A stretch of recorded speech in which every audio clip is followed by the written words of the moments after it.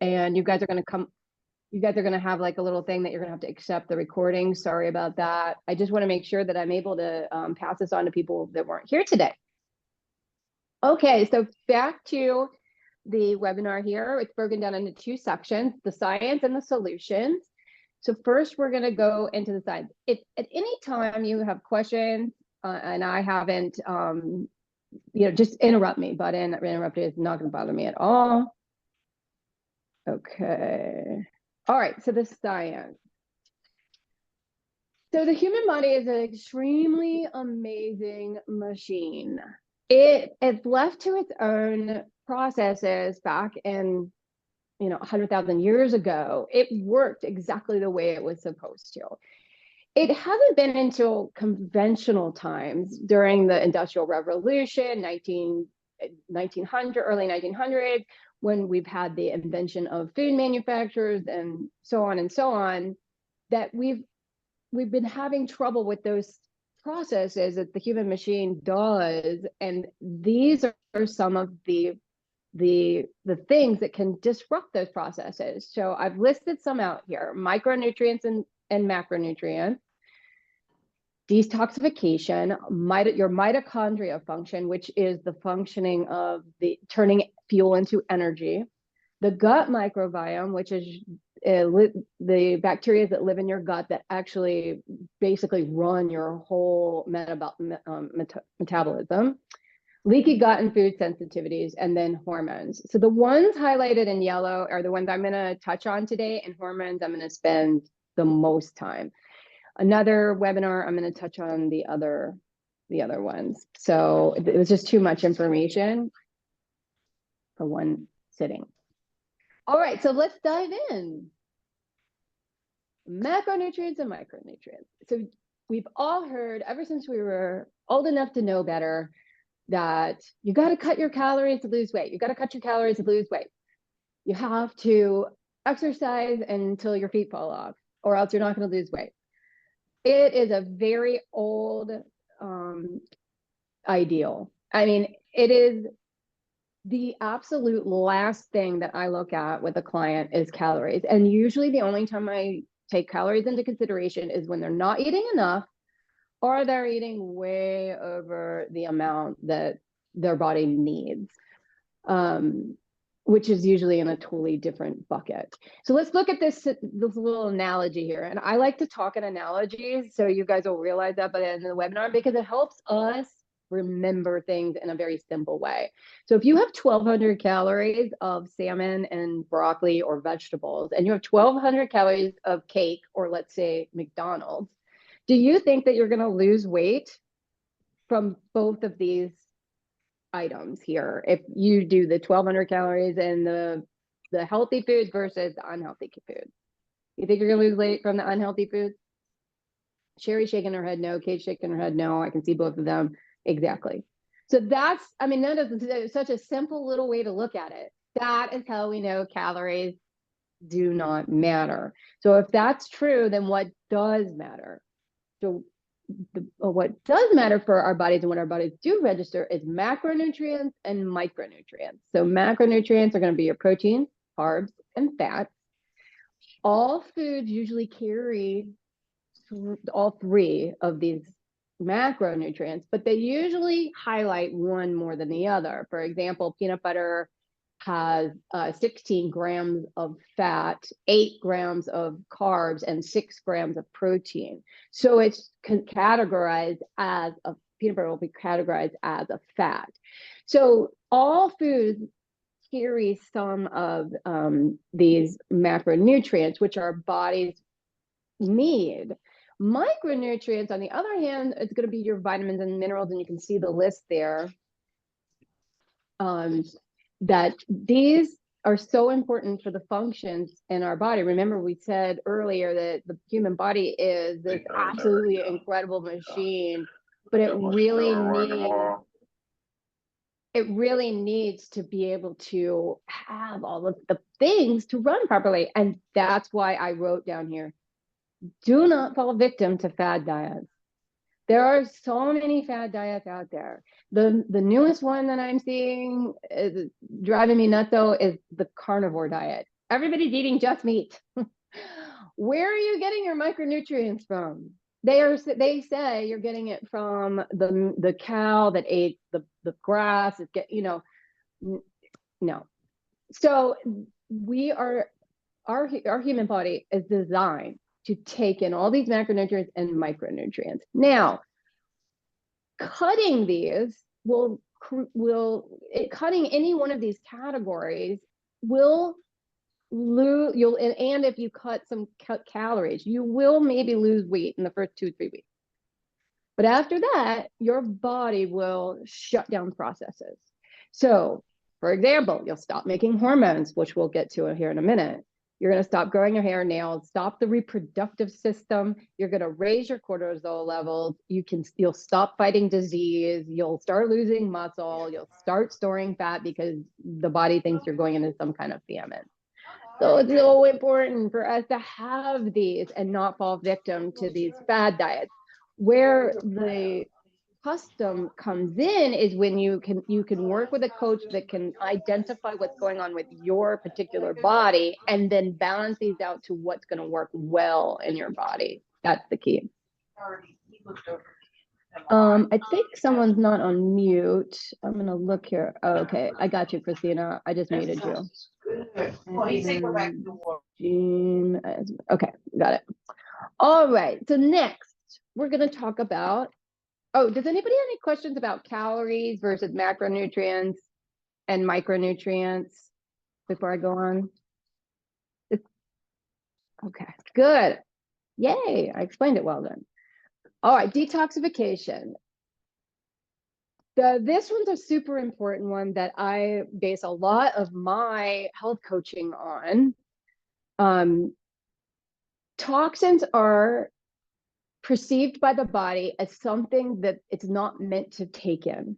So for example, you have chemicals in manufactured processed foods, all of the artificial sweeteners or the dyes or the preservatives and the things that are manufactured in a lab, our bodies aren't recognizing. So that's considered a toxin. Pesticides in our foods, that's considered toxin. Skin products, we don't think about this one a lot, but the stuff that you put on the largest organ in your body, your skin, will get absorbed in and then go into the cells. So what you put on is super important. Chemical air fresheners, this one no one thinks about, and I have a story about this one. You have a Glade plug-in, throw it in the trash. You have an air freshener in your car, toss it. Because they are made of chemicals that you are breathing them in, and then they are going into your cells and disrupting your hormones. I have a good friend named Donna. I go to her house. She has 2 indoor cats and she loves her Glade plugins. The minute I'm there an hour and I have a terrible migraine because my body's not able to process it out fast enough and I get sick. So she's since tossed all of her chemical air fragrances once I explained it to her and got her buy-in. And it helped her actually too. Environmental air toxins, which are hard to control. We can put plants in our house. Environmental water toxins, that would need a water filtration system in your house. I have a $200 reverse osmosis water filtration system that I put on, or my husband did, from Amazon. I can send you guys the link if you want it. Just text me or email me. Chemicals in our clothes and furniture, those are they're kind of, you've got those. We can't avoid them. Antibiotics and medications and over-the-counter, I didn't write this, but over-the-counter medications. So all of those are going to be things that the body has to process out. So let's get to the cute little picture on the left. This is my analogy. Remember, I like analogies. The human body is like a bucket. And when you're born, you may have a tiny bit of toxins in there from your mom and the umbilical cord when you're in the womb. But as you age, you are constantly putting in more toxins. We can't help it. It's the part of our society of where we are in this fast-paced world. However, there's also other, toxins we're putting in, like antibiotics and medications, over-the-counter, processed foods that we have lots of control over. what happens is once the bucket gets to the top, it starts to overflow. And that's when you see disease. That's when you see overweight. That's when you see weight gain, autoimmune, prediabetes, diabetes, metabolic conditions, cancers. The toxins are overflowing. They've been building for a long time. It's like an iceberg. You're not seeing what's underneath the water, but it's there. So then once it overflows, you're seeing the results. Another part of the bucket is the tube. I don't have a tube on this cute little girl's picture, but my analogy includes a tube from the bucket. The tube is your own natural detoxification processes. So you have a built-in method in your own human body that can detox out these toxins. However, this tube can get clogged, shrunk. It needs support from you to keep it clean. And if you're putting in more toxins than your tube can flush out, then you're going to overflow. So what happens with these toxins? They get stored in your fat. They start shutting down your system. Your body wants to protect you from them. So it's doing its best to keep them out of the circulatory system.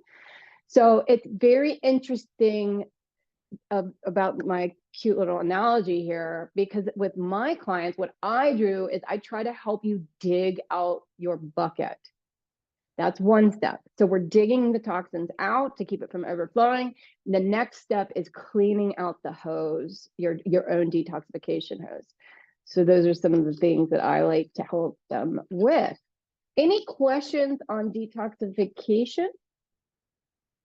That's a sort of a kind of quick analogy, but fun. Okay, let's go into the hormones then. This is the one we're going to spend a little bit more time on. So the hormones that get the most chatter out there in the world is progesterone, estrogen, and testosterone. Everybody knows about those. But there are 70 plus hormones in the body, with the latest one being found in 1990, which was leptin. It's so interesting. The human hormones is like the last frontier. Endocrinologists, who are supposed to be hormone specialists, my endocrinologist calls me to ask me questions because I've studied this so much. It's the frontier that they're just still learning about, and doctors don't know everything. I don't know everything. Even people that study hormones, it's complicated. So we need to just keep on learning as much as possible. And if you really want to know how incredible the human body is and how sheer magic it is, study how the hormones operate. It's crazy. So the list on the left is just some of the hormones that you may or may not have heard of before. I just kind of listed a few. The things on the right are your glands or organs that produce hormones. So we need to, the key is keeping all these in balance. So what I'd like to talk about for the majority of the time is cortisol. So cortisol is what we call the king hormone. He truly holds the key to your weight loss and health success. Now, for a long time, everybody would say, cortisol is, weight gain. I didn't really understand what that meant. I always was like, well, I'm fine. I'm not stressed. And it took me some time to really dig in and figure out what this actually means. So I'm just going to give you an overview of how cortisol works. Of simple terms. The hypothalamus part of the brain perceives stress, whether external or internal, and we'll get to that in a second. The hypothalamus perceives stress. It sends a message to the pituitary gland that lives under the hypothalamus. The pituitary gland sends a hormone that is a communicator. That's all hormones really are. They're communicators to the adrenal glands that live on top of your kidneys. The adrenal glands have two functions. When stress arises, well, it has three functions, but Two of those functions are when stress arises, it will produce adrenaline or noradrenaline, or it's also called in that graph there, epinephrine and norepinephrine. That is what's released first, and that is what gets you to jerk when a car crash is coming or run from a bear. It's fast acting. If the stress persists, or if the brain perceives the stress persists, then cortisol is released. So that's two of the functions of the adrenal glands. There's the third function of the adrenal gland, which is to get you up in the morning. So cortisol is not all bad. Cortisol actually has a great function. This on the right that I just popped on is what we call a cortisol curve. The dots represent collection times of either saliva or urine. I'm not sure with this chart here, but to be able to know what your cortisol is doing, we need to collect it 4 to 5 times within a 24-hour period. If you go to the doctor and they do a blood spot and they tell you you've got low or high cortisol, you could tell them, no, I need a cortisol curve. That's what you're going to tell them, because blood spots mean nothing. They just gives you a snapshot in time. It's like looking at one piece of the puzzle versus the whole puzzle. So this curve is the whole puzzle. So let's get into the nuts and bolts of that. When you wake up in the morning, you need cortisol to help you get out of bed. So your cortisol is the highest peak right around the time you wake up to about 90 minutes after you wake up. And then you can see that there's a drastic decline, and then it levels out so that you can go to bed. This is a healthy cortisol curve. So let's see, what do I got next? Okay. So this is what we want it to look like. Unfortunately, what happens is we end up needing cortisol throughout the day to function with these stressors. And if these stressors are chronic, then you're getting into adrenal dysfunction, which I'm going to get to in a second. But why do I call this the king hormone? Okay. Because when the king isn't happy, nobody's happy. Sort of like when mama's not happy, nobody's happy, right? Let's kind of think of it this way. We all have, remember how I said the body's really intricate? Well, we all have these processes going on in the body. There's tons of them happening. It's this beautiful rhythm going on, okay? And I'm going to give you an analogy. Pretend you're standing in your front yard and you're looking outside. And you're like, okay, I need to mow the lawn. I need to trim the hedges. I need to get my mail. And I need to save my kid that's riding its bike and getting ready to get hit by a car. What are you going to do first? The car, right? You're going to go save your kid. So that takes precedence over everything else. The human body is the same way. Think of saving that kid as the cortisol, as the stress. So you're going out, you're saving your kid, and then by the time all that craziness is over, you may not give a crap if you mow your lawn. The mail could pile up for 30 days. You don't care. Like, if those types of stressors come day in and day out, all those other things are just going to lay to the wayside. The human body is the same way. If you're producing cortisol day in and day out, all those other processes are going to get put to the wayside. So it's a good analogy, I think, to show how much precedence cortisol takes over everything. Okay, so let's talk about, does anybody have any questions so far before I go any further?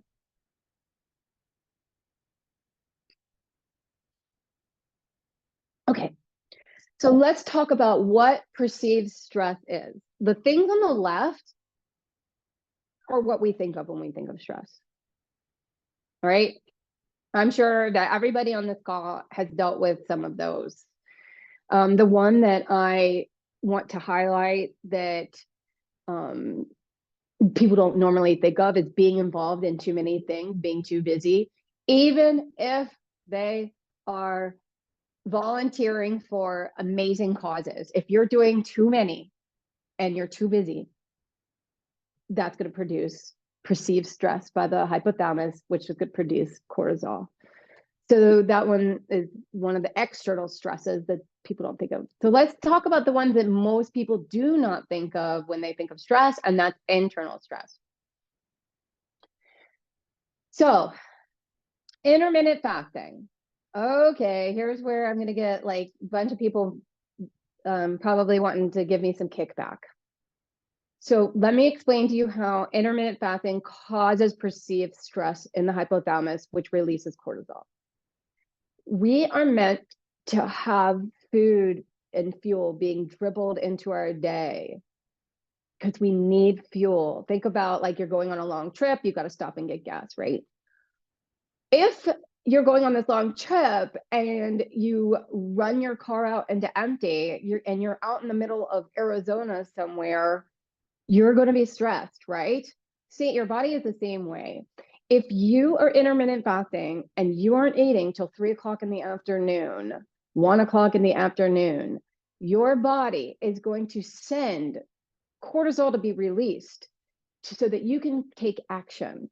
It will say, we have no food, give the body cortisol. Cortisol is going to make me go out and try and find food. Because our bodies aren't really that much different from our primitive creature bodies, unfortunately. We're just in a more fast-paced society, different society, same body as 100,000 years ago. So intermittent fasting, I will say that intermittent fasting is a tool to be used at the right time, the right place. I have used it with some clients, but I apply it in a certain way that makes sense. Where intermittent fasting goes wrong is that you're doing it day in and day out and you're creating that cortisol. Water. This is the biggest problem I have with my clients. I'd say across the board, 100% with my clients, they're not getting enough water. The body is made up of 60% water, 60%-ish. And if your body perceives stress of you not getting enough water, cortisol is released. So that is, it's just plain and simple. If this is like an easy give me, like let's give you enough water and then you can like put that one to bed. That one's not a problem. Elevated blood glucose, pre-diabetes or diabetes. This causes an imbalance in the body. The body then perceives that as stress. Then cortisol is going to be released. So elevated blood glucose as a chronic thing is going to cause cortisol. Blood glucose deregulation. What does that mean? That means you are taking your blood glucose and you're spiking it all over the place. For one meal, you're having a ton of things that make your blood glucose spike, which makes insulin spike. And then that causes stress. And then another meal, you're not having anything that makes your blood glucose spike or at least rise a little bit. And so then your cortisol is released. So it's the deregulation of your food where it's wonky that causes cortisol. Lack of sleep. When you're sleeping, you are rebuilding your cells, you're resetting, and you're detoxing from the toxins that we talked about earlier. So that's really important.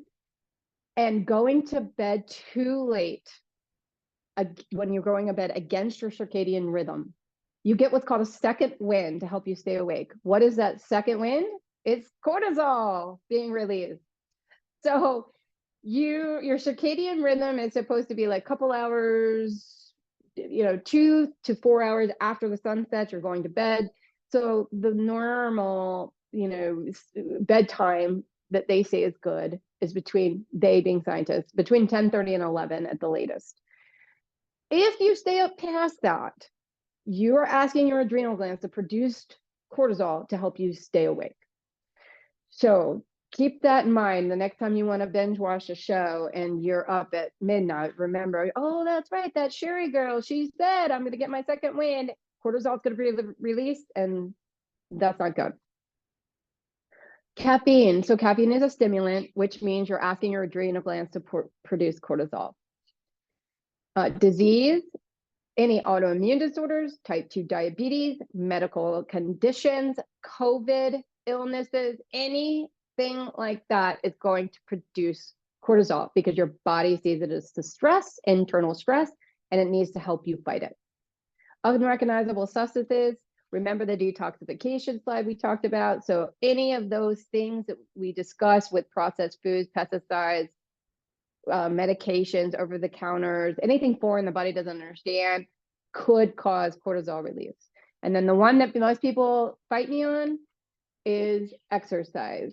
So exercise is healthy. Yes. Exercise at the 90% heart rate zone during some type of HIIT training or over exercising is going to cause your adrenal glands to produce cortisol.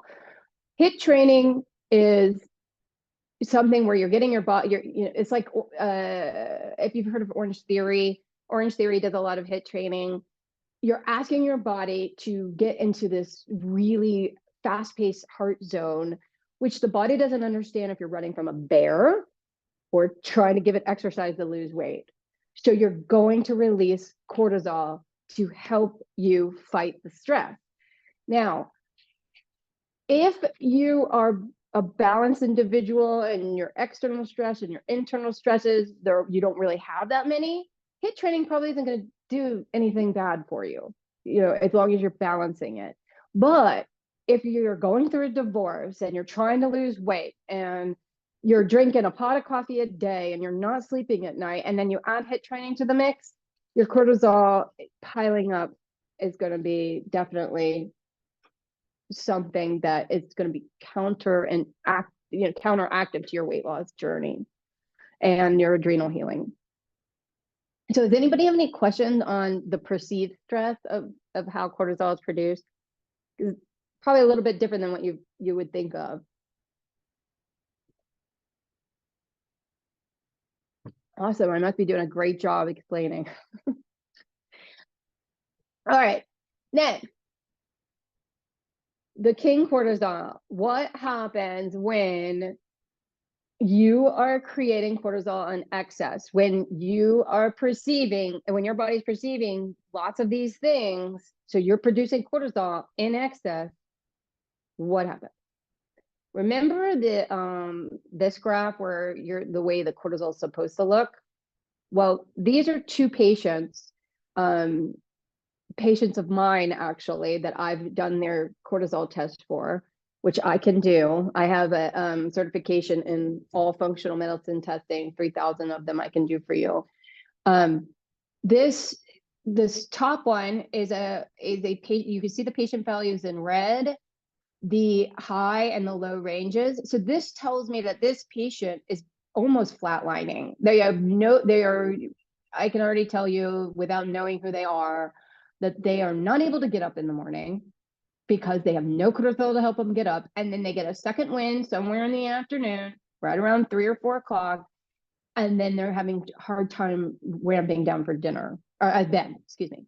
The other patient is probably anxious and wired and like a crazy maniac in the beginning of the day, but then at 3 o'clock they crash and they burn, and then they don't have any energy to help themselves with making dinner for their kids or whatever, and then they're going to sleep. But see how it's kind of high in the beginning part of the waking moment? They may be having spikes in the evening, or excuse me, during sleep as well, because it's so high. So they may be getting up at like 3 in the morning, or waking up and having a hard time going back to sleep. So this is what we call adrenal dysfunction when it starts getting like this. And the reason it starts getting like this is because you're asking your adrenal glands to pump out cortisol, whether it's a medical condition that it's perceiving, an external stress, whatever. You're asking your cortisol to come to the rescue, and then your adrenal glands are like, I don't know what I'm doing anymore. I can't help you. Adrenal fatigue doesn't happen very often. That means the adrenals can't produce cortisol. That's called Addison's disease, and that's a very rare condition. but most of the time it looked like a dysfunction and a hormone and imbalance. So what is it that this adrenal and cortisol dysfunction does is all those things on the left. And like, if you can read those, I mean, have you guys anybody had any of those things on the left where it's really been, a problem for you, where you're struggling? Yes, Leah, please. Do you have any? I Oh, can't hear you. I've probably had most of them. Right. Okay. Almost all of them. Yeah. So we know, because, and I know Leah's story, she had cancer, which is a huge need for cortisol to help her with healing and the stress, dealing with that stress. And so I'm sure you were going through a lot of those during that time. Yeah. Yeah. Oh, thanks for telling me. Vicky has also had these issues. I really started having issues when I was a much younger mother, probably in my early 40s, when I was beginning to go through a pretty difficult perimenopause. It settled down somewhat, but I think with Sherry's help, I have kind of figured out some of my trigger factors, but I have been through this journey as well. Yes, Vicky, and you really have done a great job. And this is not a quick process. It's just taken years. Like, we're not talking about a sprint. This is a marathon we're on. Yeah. Yeah. So I just want to highlight a few of these that people don't know about. And that one of them is the bottom one. So there are three I'm going to highlight, let me just put it this way. I'm going to highlight 3 out of the many ways that cortisol can affect the body. Number 1 is that bottom one there. If you are asking your body to produce cortisol, it perceives stress here, and you need more supply, or you have more demand than you have supply.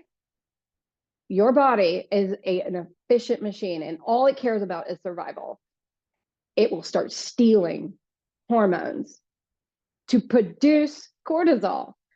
For women, it's mostly progesterone.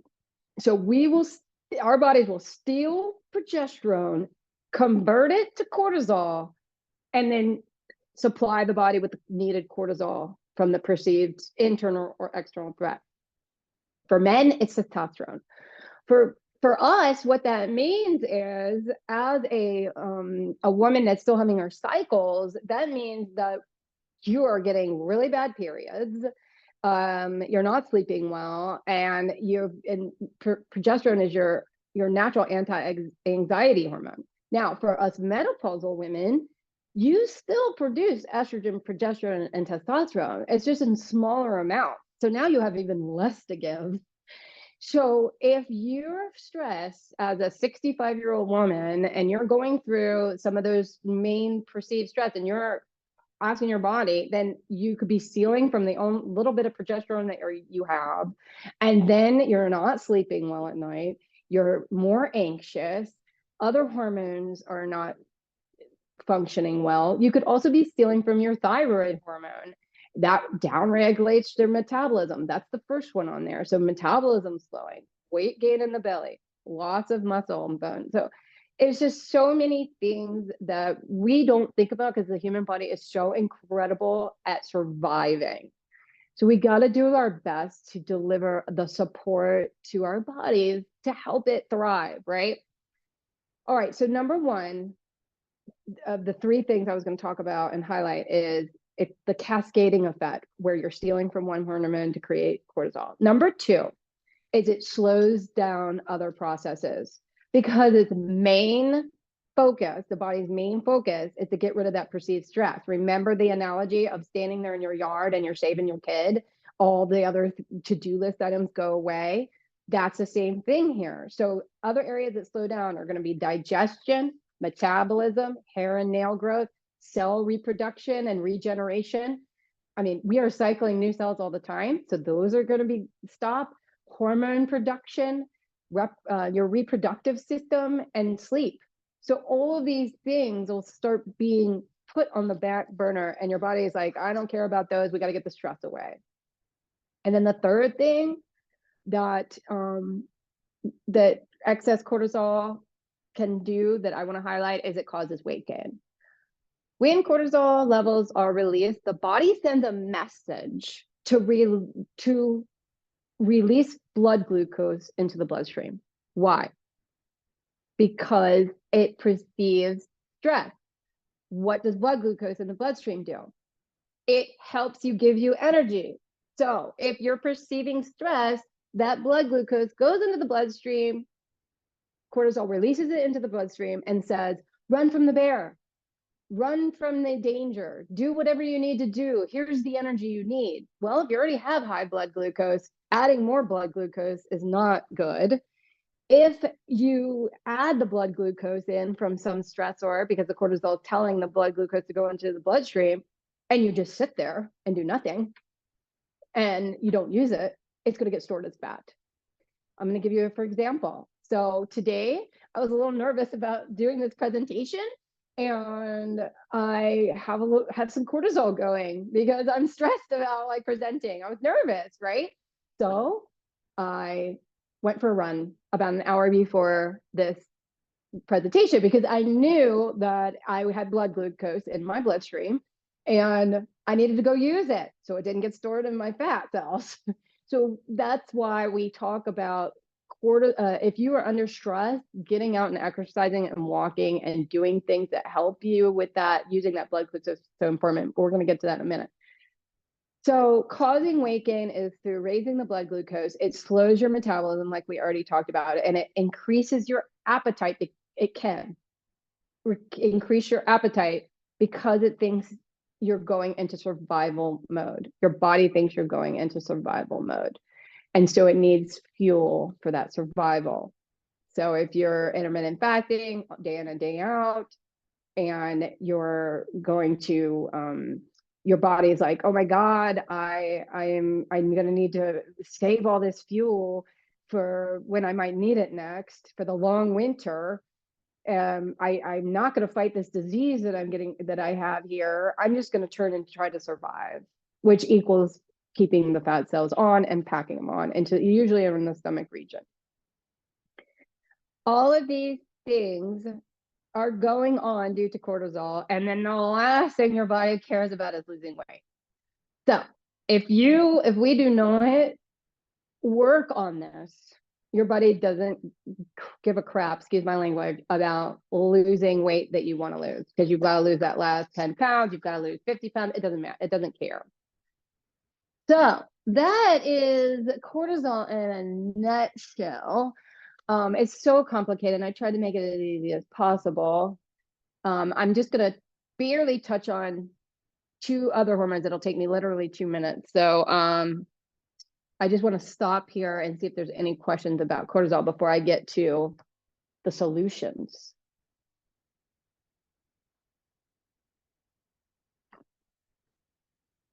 Okay, awesome. So I just want to touch on these. As we age, testosterone and human growth hormone decline.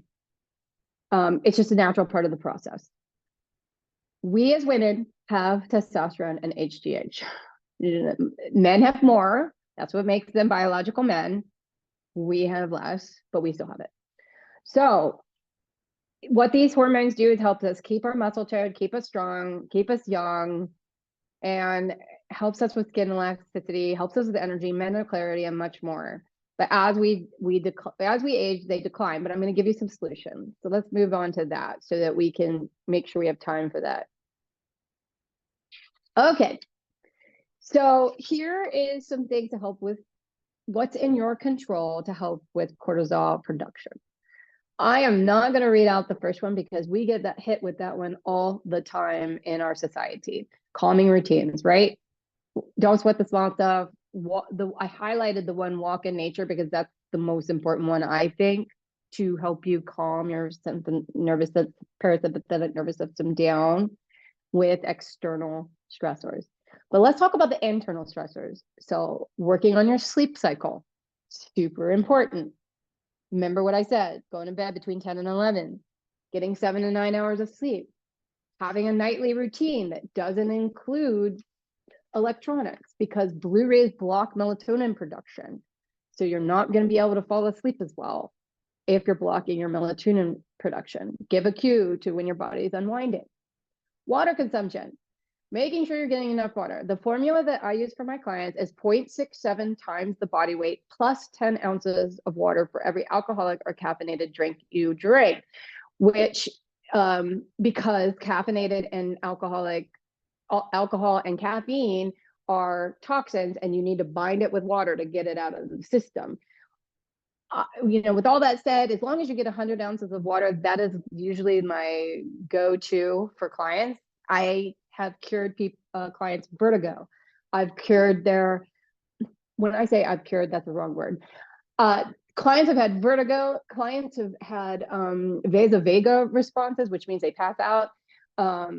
I've had clients with migraines, and we've fixed that by just upping their water. So it's pretty powerful. We can only go 72 hours without drinking water. We can go a long time without food, just ask Gandhi. The next one is diet cleanup and your food quality, removing the toxins. What is your food made of? What are you eating? Are you eating something that comes from a box or bag? Are you eating something with chemical, sugar, artificial sweeteners? No. Are you eating things that are organic, wild caught, pasture farm raised, without pesticides, without GMO seeds, those things? I mean, I'm not even 100%, but if you give our bodies a fighting chance where we're doing, over 50% of that in that way, then that's food quality, and removing the toxins is going to help for lower cortisol. Okay, so then micronutrient level. So eating the rainbow, that description is an analogy to help us get a variety of micronutrients and fiber, which our body and cells needs to work optimally. Eating mostly veggies and a little bits of fruit. People say eat your veggies and fruits. Well, yes. However, people tend to lean towards fruits and pick at their vegetables because they're not. They take you have to train your taste buds to like vegetables. Bitter is not something we gravitate towards. So I put here, reduce the fruit amount, keep it in your diet, but bulk up on the veggies. Macronutrients, balancing out your macronutrients at each meal, pairing the right foods at the right time is super important. Blood glucose regulation.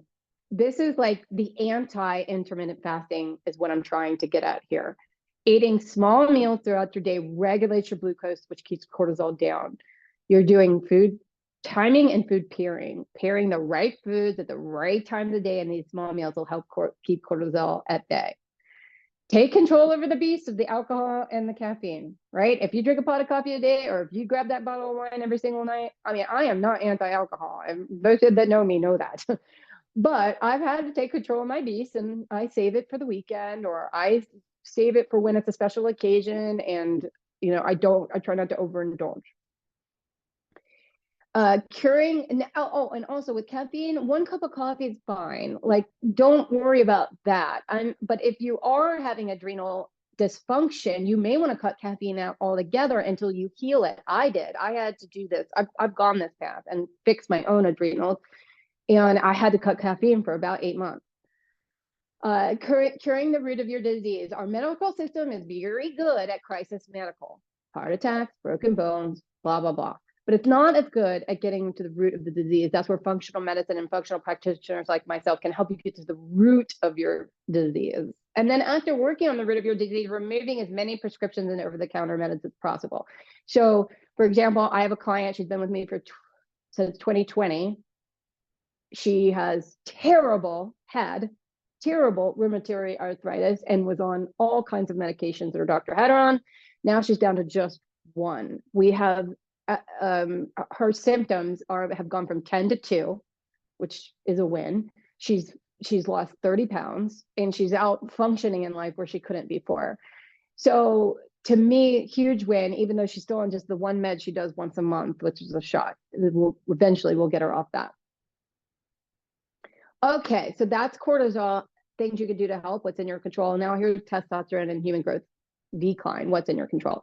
Resistance training, resistance training, resistance training. Did I say resistance training? Yes. It helps increase testosterone and human growth hormone, not cardio, resistance training. As testosterone decreases as we age, we start losing muscle mass. Muscle equals faster metabolism. Muscle equals faster metabolism. If you want a faster metabolism, build muscle. What that means is you need to be using heavy enough weights that you're in complete fatigue at your last reps. You're aiming for 10 to 15 reps. You should be sore after working out. Use the progressive overload strategy, right, Anna? She's on the call here. She loves the progressive overload, where you're lifting weights and you're doing 10-pound bicep curls. And then all of a sudden you realize you could do 15 10-pound bicep curls without any problem. So then you go up to 12 pounds and 15 pounds and 20 pounds. Progressive overload. You're progressing with your weights to keep breaking apart that muscle fiber to build it back together, creating more muscle tone, helping to boost your HGH and your testosterone. Sleep. Studies have shown inadequate sleep causes decline in HGH levels at a high speed rate.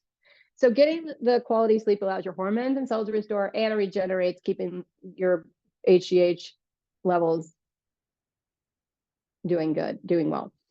Sugar, just don't. It's harmful all around. I'm not talking about the occasional birthday cake or once a month you're going out with your girlfriends and you have this amazing whatever. I'm not talking about that. I'm talking about all the sugar that leaks into our standard American diet. It's so dangerous. So removing sugar from your diet, because it causes high inflammation in the body, which then releases cortisol and helps to decrease HGH levels. So that's a good one. And then reducing fat, which I just learned this one. I did not know this. I learned this doing this webinar, that as you reduce your body fat, your HGH levels will actually increase. I did not know that, and I thought that was pretty cool. Here's a good one for you, supplement. I've been taking GABA for, 4 years. It's a fabulous supplement. Taking GABA and melatonin right before bed helps with high quality sleep, relaxation, therefore helping with the HGH and the testosterone levels. So this is, let's see, where are we at with time? I'm doing pretty good. So that is the what's in your control for those. Any questions or thoughts that anybody wants to chat about? Hi, Bud. Hi, Bud. I have some. Hi, Bud. Yeah. Just a reminder to maybe some participants out there that are thinking that if I've lift heavier, I'm going to get bulky. Yeah. And I'm not sure how many people think that, but just a reminder that women will not get bulky with lifting heavier weights. Lifting heavier weights is very important to help maintain strength and posture. And like Sherry mentioned, to help boost metabolism, and women will not get bulky. So no worries there. Thank you. So true. We don't have the testosterone to make us bulky or the muscle fibers. Hey, Sherry, this is Cindy. Yeah. Hey, Cindy. I've been reading a lot about lately is melatonin causing, not being good for you because it can cause Alzheimer's. Like extended use of melatonin can cause Alzheimer's. I think not heard that. Yeah, there's a lot of stuff out there about that. So, interesting.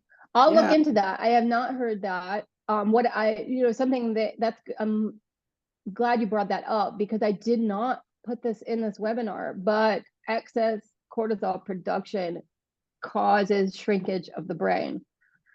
Interesting, right? I forgot to add that in. I had done some research on that recently, actually. So I'm glad you brought that up. But no, I will do my due diligence on that and look at some studies and get back to you. Yeah, actually, well, and so then I just pulled it up and it says dementia. I'm sorry, I got it mixed up. Sorry. Doctors warn that too much melatonin could be linked to dementia. That's what it was. Okay.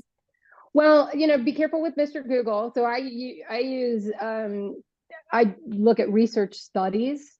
So you just want to know where the source is coming from. It might be like an anti-melatonin study, like who knows who's paying for that, right? So Right. Okay. something to keep in mind, but I will do my due diligence. I'm writing that down now. Thank you, Cindy.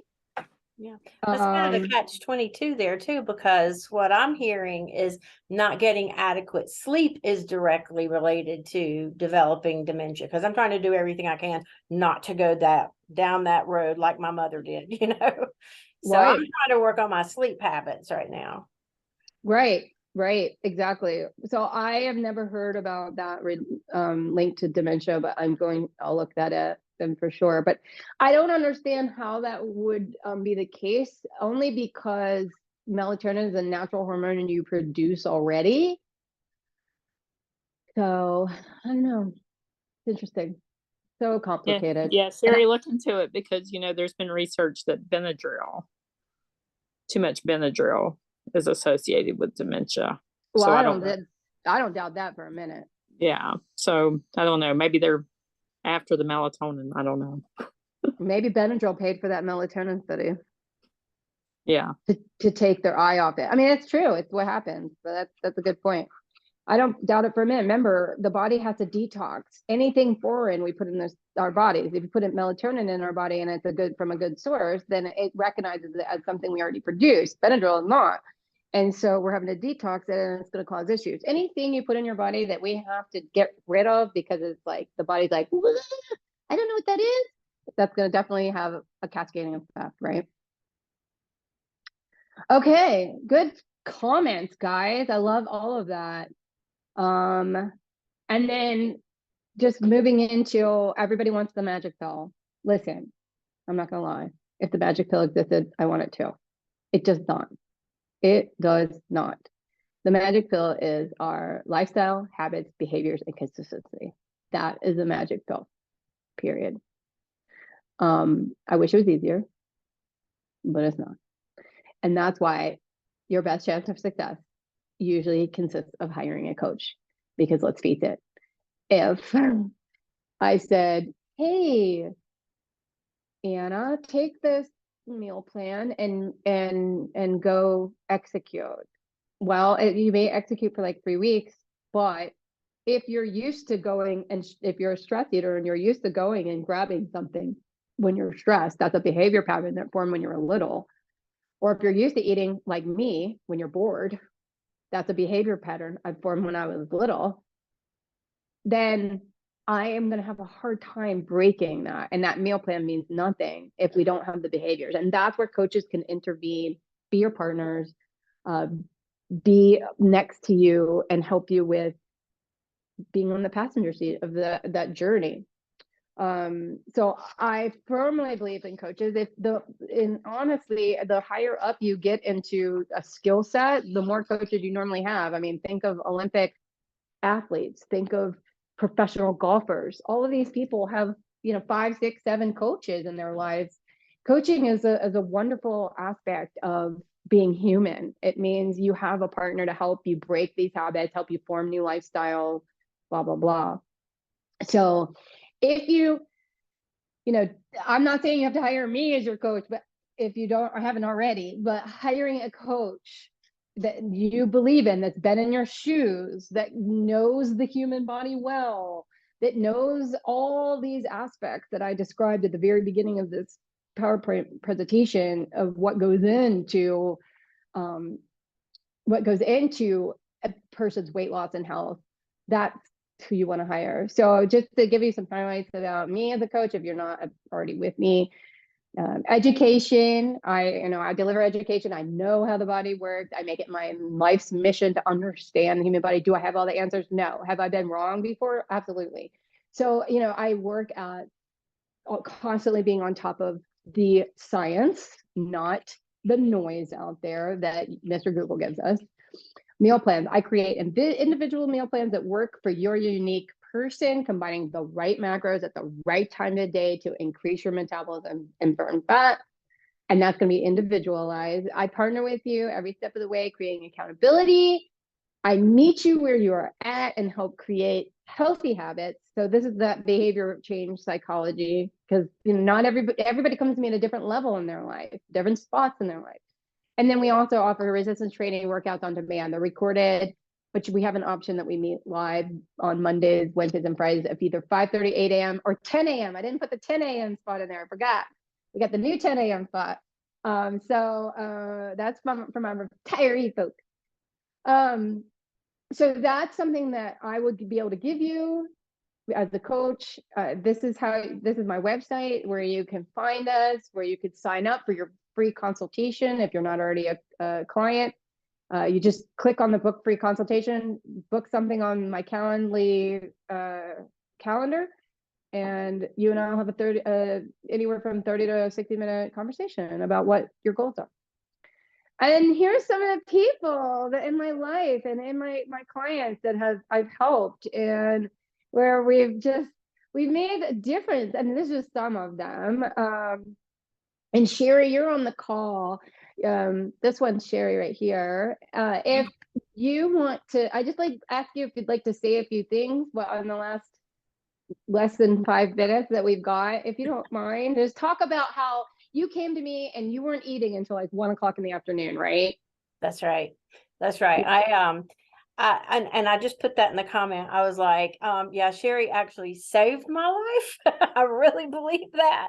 Yeah, I'm one of those people that does not wake up well in the morning. Never been a morning person. I'm not hungry in the morning. So yeah, I wasn't eating until, sometime after lunch, 1 o'clock, whatever. And then I didn't eat a whole lot. But then when I would get home in the afternoon, now I was ravenous, grabbing the first thing I could. And so, I had done a whole lot of different things to try to lose weight, but nothing was working. And so Sherry designed an eating plan for me that made me eat more. I mean, because the first thing she did with me was just have me track what I would normally eat for a week, so I was putting it into a food diary that she could see.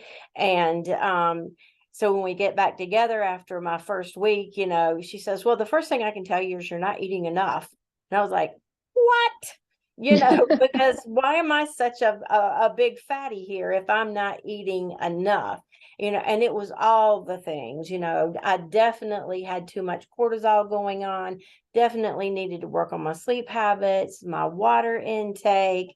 My hormones were a mess. I hurt all over. My big breaking point, and this was actually kind of into it a little way when I really had this big breaking point, even though I had lost, about half of the weight at that point, I still hurt all over. And I was walking up my steps to go do my A to Z Fit workout, and I put so much weight on the stair handle that I broke it clean off the wall, and I just collapsed into a puddle of tears and said, oh, this is so bad, but Sherry really has worked with me, and I have so much more energy.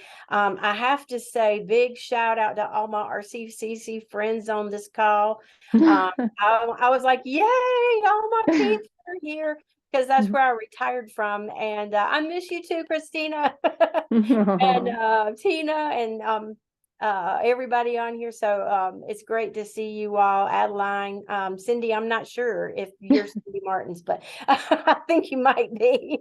But it's great to see you all, and you're a testament to seeing me at both sizes there too. So it made a big difference in my life. I live in Kansas now. I retired. I've got my grandchildren in the next room over there with their grandpa, and we're just loving life. Yes, and Sherry runs our 10 a.m. workouts. So she plays the recording for us, and she shares her screen. So anybody wanting to do a 10 a.m. workout would be with Sherry. So moving to Kansas now, all of a sudden the 8 a.m. workout was 7 a.m. And since yes, I'm such a morning person, it was really tough for me. Well, you've done an amazing job at your journey, and I know it's zigzaggy, right, Sherry? Mm-hmm. It's not, you know, your path you want to see, you know, is like, well, I'll do it down, you know, like a straight line getting to your goal, you know, but mine has been like this. And I just think that's, you know, that's reality, you know, some Yep. circling around and, you But know, the goal is it going up and down and it's still going down. And still that's going in the right and learning. direction. And it hasn't all been about, you know, food. It's about behavior, habits. It's about your Stress sleep. It's management. about your hormones, stress management. Yeah. So I gained great, weight back trying to retire. great. Yes. moved. And Yeah, we that was worked a on big getting that back on. Yeah. So, So great job, Sherry. I really appreciate consistency. consistency is key. Yep. And then the only other thing I was going to mention is I know I'm not just with women. I do work with men, but most of my clientele is women. This gentleman is actually with Anna's client here. He worked out with Anna, and he is like a testimony to what he's done in his life. He believes in all the same food things that, you know, I do, but he's done that on his own before I even met him. And then these two cuties down here are my in-laws, and they're my oldest clients. They are still my clients, and they are 76 years old.